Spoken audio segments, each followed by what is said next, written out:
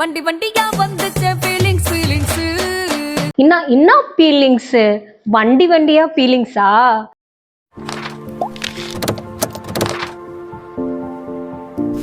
Side கேப்ல psychology கத்துக்கலாமா? Relationship psychology பத்தி தெரிஞ்சுக்கலாம். புஷ்பா 2 பாட்டு இப்ப ரொம்ப வைரலா போயிட்டு இருக்குது.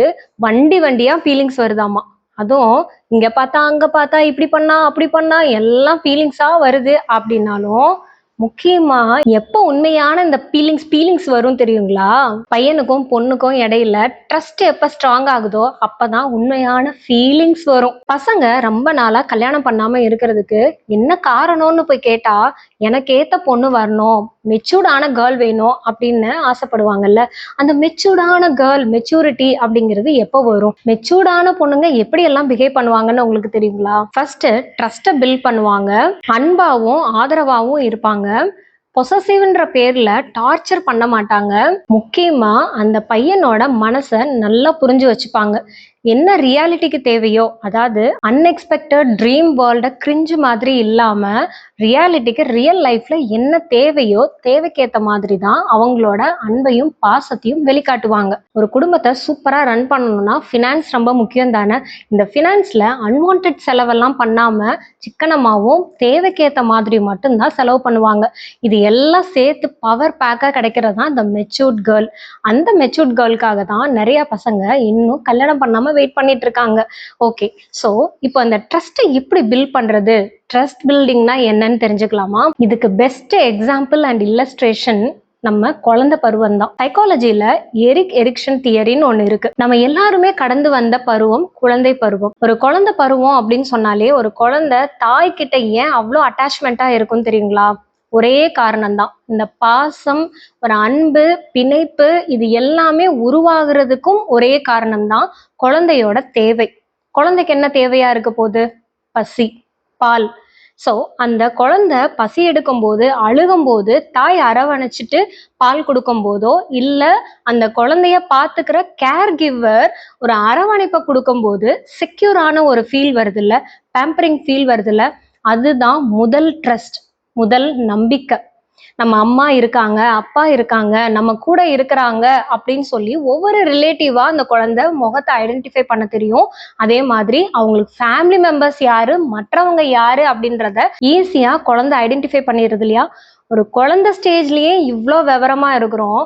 ஆனா அடலசன்ட் ஏஜ் வந்ததுக்கு அப்புறமா யாரை நம்புறது, இவங்க எனக்கேத்த பார்ட்னரா அப்படின்னு ஏன் நம்ம மிஸ் பண்ணிடுறோம். அங்கதான் ஒரு பெரிய ட்விஸ்டே நடக்குது.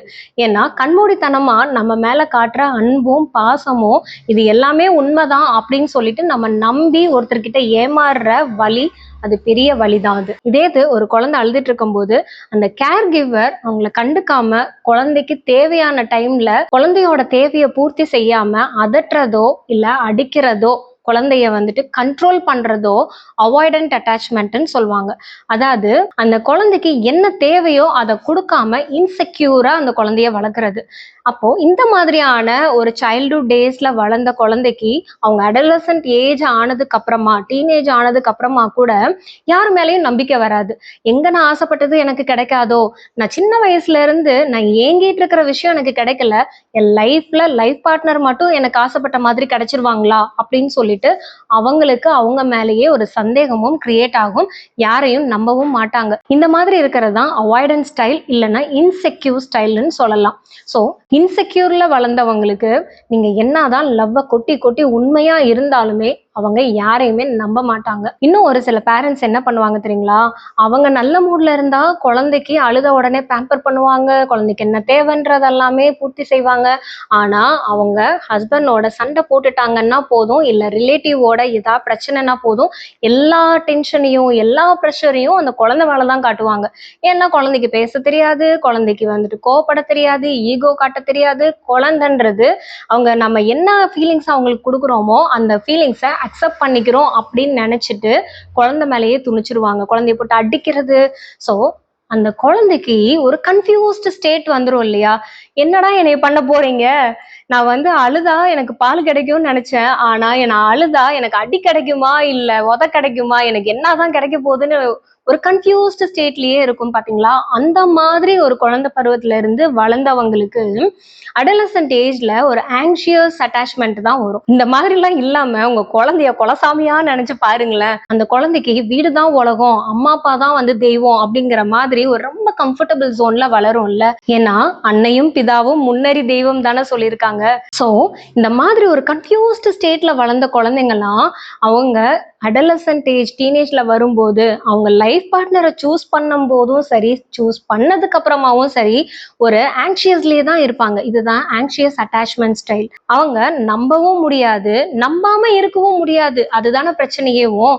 ஸோ செக்யூர்ல வந்து கண்டிப்பா 100% அவங்க நம்பிடுவாங்க. இன்செக்யூர்ல எனக்கு உன் மேல நம்பிக்கையே இல்லை அப்படின்னு சொல்லி பிரேக்கப் பண்ணிட்டு போயிட்டே இருப்பாங்க. ஆனா ரெண்டுக்கும் நடுவுல ஆங்ஷியஸ் அட்டாச்மெண்ட், இந்த மாதிரி அட்டாச்மெண்ட்ல தான் முக்காவாசி பேரு மூழ்கிட்டு இருக்காங்க. அதாவது பார்த்து பழகி ஃப்ரெண்ட் ஆகி லவ்வர் ஆகி எல்லாமே ஓகே ஆகி 3-4 வருஷம் கழிச்சும் கூட baby to you love me, to you really love me அப்படின்லாம் கேள்வி கேட்பாங்க. ஏன் அப்படின்னா அவங்களுக்கே ஒரு சந்தேகம், நீ உண்மையா என்னை லவ் பண்றியா, உண்மையா என்னை லவ் பண்றியான்னு கேட்டு கேட்டு அவங்களையும் டிஸ்டர்ப் பண்ணிக்குவாங்க, அவங்க பார்ட்னரையும் இரிட்டேட் பண்ணி தள்ளிடுவாங்க.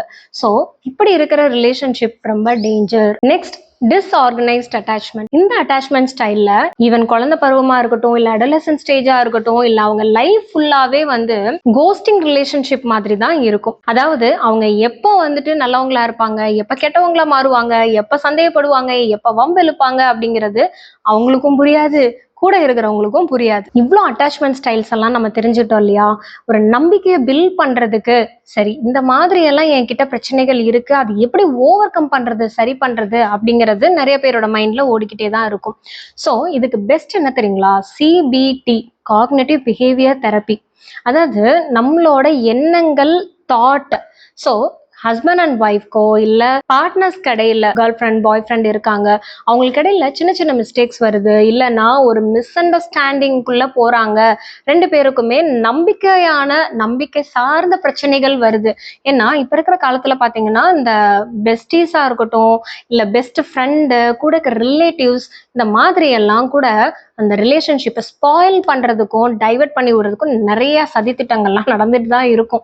ஆனா இது எல்லாம் தாண்டி நம்பிக்கையை ஸ்ட்ராங் பண்ணணும்ன்றது ரொம்ப முக்கியம். இப்ப இருக்கிற இந்த லவ்வுக்கும் லஸ்ட்டுக்கும் நிறைய வித்தியாசம் இருக்கு. ஆனா லவ்வையும் லஸ்டையும் கன்ஃபியூஸ் பண்ற ஜென்ரேஷனா தான் இருந்துட்டு இருக்குது. இன்னொரு தெரப்பி EMDR. ஸோ இந்த EMDR என்ன தெரியுங்களா? Eye movement desensitisation and reprocessing. So இந்த மெத்தட் யூஸ் பண்ணி உங்களோட நம்பிக்கையும் டெவலப் பண்ணிக்கலாம்.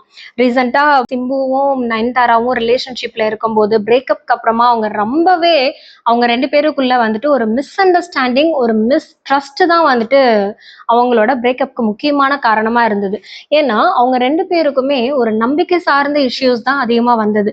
ஸோ இந்த பிரேக்கப்க்கு அப்புறம் அவங்க இன்னொரு லைஃபை பார்த்துட்டு போறதுக்கும் அவங்க லைஃபை நார்மலைஸ் பண்றதுக்கும் இந்த தெரப்பி எல்லாம் ரொம்பவே யூஸ்ஃபுல்லா இருந்தது. அவங்களுக்கு சைல்ட்ஹுட் ட்ராமாஸ் என்ன வேணா இருந்துட்டு போட்டோம், நீங்க கொஞ்சம் மெச்சூர்ட் ஆனதுக்கு அப்புறமா நிறைய படிக்க கத்துக்கோங்க, பழக கத்துக்கோங்க. ஏன்னா நீங்க கூட பழகுறவங்க உங்களுக்கு இமோஷனலி ஸ்டேபிள் ஆகிறதுக்கு கத்துக் கொடுப்பாங்க. அண்ட் நீங்க நிறைய புக்ஸ் படிக்கிறதுனாலையும் உங்க மைண்டும் ஸ்டேபிளா இருக்கும், உங்களோட மெச்சூரிட்டி லெவல் அதிகமாகும். நீங்க ஆணா இருந்தாலும் சரி, பெண்ணா இருந்தாலும் சரி, நீங்க ஒரு மெச்சூர்டா இருக்கீங்க அப்படின்னா உங்களோட மெச்சூரிட்டி எதுல இருக்கும் தெரியுங்களா? யாரு நம்மளுக்கு என்ன பண்ணாலுமே அதை நீங்க பாக்குற பார்வைன்னு ஒண்ணு இருக்குது இல்லையா? ஒருத்தர் நம்மளுக்கு பண்ண விஷயம் அவங்க கண்டிப்பா அனுபவிப்பாங்க, அவங்க உணர்வாங்க அப்படிங்கிற ஒரு பெருந்தன்மையா விட்டு கொடுத்துட்டு உங்க மைண்ட அதை ஸ்பாயில் பண்ணாம. ஏன்னா உங்களுக்கு அடுத்தவங்க மேல ஏற்படுற கோபமோ வெறுப்போ இல்ல நம்ம வந்து மத்தவங்களை பத்தி பண்ற காசிப், இது எல்லாமே நம்ம மூளையில போய் ஸ்டோர் ஆயிட்டே தான் இருக்கும். ஏன்னா இப்ப நம்ம காசிப் தானே பண்றோம், மத்தவங்களை பத்தி நம்ம புரணி தானே பேசிட்டு இருக்கோம். நான் வந்துட்டு அவங்க மேல கோபப்படுறதுனால எனக்கு என்ன ஆக போகுது, அவன் மேல வர ஆத்திரத்தை நான் எப்படியாவது பழி தீர்த்துட்டாதான் எனக்கு நிம்மதியா இருக்கும் அப்படின்லாம் நம்ம யோசிக்கிறோம்ல.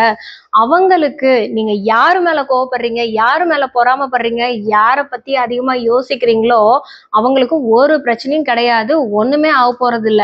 பிரச்சனை எல்லாமே நீங்க திங்க் பண்றீங்கல்ல, உங்களுக்கு தான் ஆக போகுது. ஏன்னா நம்ம மூளையில ப்ரீ ஃப்ரான்டல் கார்டெக்ஸ்னு இருக்கு, அதே மாதிரி அமிக்தலான்னு இருக்கு.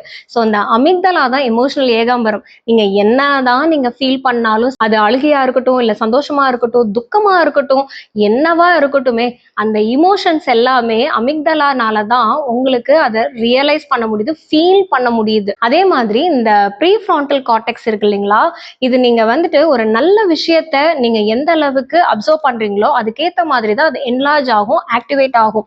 நம்ம அடிக்கடி புரணி பேசும்போதோ இல்ல மத்தவங்கள பத்தி குறை சொல்லிக்கிட்டே இருக்கிறதோ இல்ல மத்தவங்க மேல நம்பிக்கை வைக்காம அவன் நம்மளை ஏமாத்திருவானோ, நம்மளை இப்படி விட்டுட்டு போயிருவானோ, நம்மளுக்கு இப்படி துரோகம் பண்ணிருவானோன்னு நீங்க நினைக்க நினைக்க உங்களோட நெகட்டிவிட்டி அதிகமாகும் போது இந்த கார்டெக்ஸோட செக்ரேஷனும் கம்மியாயிரும். ஸோ தட் நம்மளுக்கு நெகட்டிவ் தாட்ஸ் அதிகமா கல்டிவேட் ஆயிடுறது. இதனாலேயே நிறைய பேருக்கு ஒரு வெறுப்பும் ஒரு துரோகமும் ஒரு இதனாலேயே நிறைய பேருக்கு வந்துட்டு மன கஷ்டங்களும் டிப்ரெஷனும் அதிகமா ஏற்படுது. ஃபீலிங்ஸ்க்கும் ஃப்ளர்ட்டிங்க்கும் என்ன வித்தியாசம் தெரியுமா? நீங்க ரசிச்சு அனுபவிச்சு என்ஜாய் பண்ணி அந்த உணர்ச்சியை உணர்றது தான் ஃபீலிங்ஸ். ஃப்ளர்ட்டிங் அப்படிங்கிறது அடுத்தவங்களுக்கு அது உணர்ச்சி இருந்தால் என்ன, உணர்ச்சி இல்லாட்டினா என்ன, நான் சந்தோஷமா இருக்கேன், செல்ஃபிஷா என்ஜாய் பண்றேன் அப்படிங்கிறது ஃப்ளர்ட்டிங். நீங்க செல்ஃபிஷா ஃப்ளர்ட் பண்ணுவீங்களா, இல்ல உங்க பார்ட்னரும் சேர்ந்து ரொமான்டிக்கா ஃபீல் பண்ணி உங்க லைஃபையும் லவ்வையும் என்ஜாய் பண்ணுவீங்களா? அதனால ஃபீல் த ஃபீலிங்ஸ். உங்களோட ஃபீலிங்ஸை ஜாலியா என்ஜாய் பண்ணிக்கிட்டே take care of your mental health. டாடா பை பை.